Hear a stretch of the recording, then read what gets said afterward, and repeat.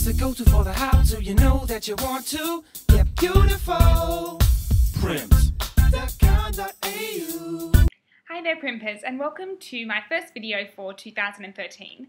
I hope you all had a wonderful Christmas and New Year and are back into the swing of things at work. I have to say it hasn't been too hard getting back into it here at Primped because we've had a string of amazing red carpet events these past few weeks. So to start, my beauty highlight number one would have to be pink eyeshadow. Now, we've talked a little bit about this lately just because there's kind of been a resurgence on the red carpet and the runway of pink eyeshadow, and it kind of culminated this week in the Chanel Cruise 2012-2013 collection, of which the makeup items just hit counter. Now, as you can see, I'm wearing pink eyeshadow today, and I've kind of always sat on the fence of loving it on the runway, but not so much in real life, and kind of scared that I would look a bit feverish or allergic, or, so I've kind of always had two minds about it. However, I've tried this, and I'm interested to hear your thoughts. I don't mind it, but I feel like it works best if you start darkest on your lash line. So closest to the lash line, keep it a little bit darker, and then gradually get lighter as you work up towards the crease. I think that's kind of the key to it. Obviously, you're not going to wear a strong hit of colour for everyday wear, but part of the collection is the eyeshadow, which I'll show you up close. So as you can see, it's quite a mid-pink, but it is buildable depending on how dark you obviously want to go with it. That's available now for $44. But along with the collection, and this is the one that I also spoke about in my blog yesterday, is the illuminator. Now, if you can see up close, there's beautiful detailing on it, and it kind of comes up like a golden bronzy kind of colour, so it's a really beautiful palette to have. It's almost too pretty to touch, but along with it comes this little dome-shaped applicator, which is kind of quite flexy there, which works beautifully to apply it along all of the high points. So I think that's probably one of my other favourites from the collection. That one's $90 and they're both available now, so check them out. As for my beauty highlight number two, over in our Younger You blog today, Yaz talked all about the foods that can make you look younger. Now, along with, there were a few there, I'm just going to mention a few of the key ones. Starting with turmeric, which, as you would know, gives kind of curries and mustard that really kind of vivid yellow colour. Now, turmeric is really good for anyone who suffers any inflammation or redness, especially if you've got, acne or rosacea. It's really good for that. So add these to your curries or, any of your garnishes. It's a good one for that. Now, my personal favourite is avocado, which I have some in my salad every day at lunch for work, and it helps slow the loss of collagen, which, as you know, is key to keeping a youthful-looking complexion.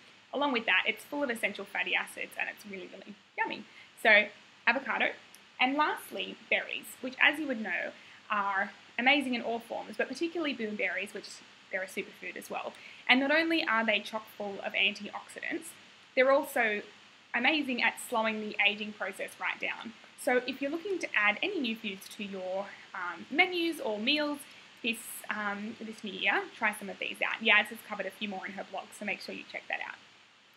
Now, as for number three, you'd have to say we definitely weren't short of beauty inspiration this week. We had the Golden Globes on Monday, which we covered, and while we were kind of looking through all of our favourite pictures from the event, we narrowed it down to our top four.